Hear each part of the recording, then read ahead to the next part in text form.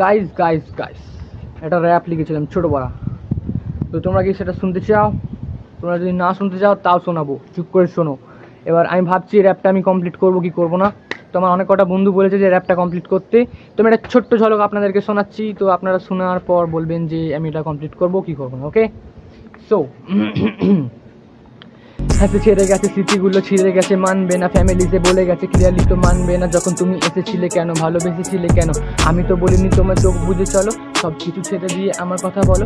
এরপর যখন তুমি এই সব করো, তোমার কাছে গেলে নাকি তুমি বলো দেখতে চাই না তোমার সামনে থেকে সরো। হ্যাঁ রেখে দিয়েছি তোমার দেওয়া সব কটা লেটার, এরপরও তুমি বলো ইউ ডিজার্ভ সামওয়ান বেটার। ভেবেছিলাম তুমি শুধু আমার, but it's impossible like winter in the summer. হ্যাঁ দেখেছি অনেক খেলা যা প্রতিকালে খেলে, তবু দেখিনি এমন খেলা যাতে মন নিয়ে খেলে। তো গাইজ এটাকে আমি কমপ্লিট করব, যদি আপনারা বলেন কমপ্লিট করতে তো আমি কমপ্লিট করব।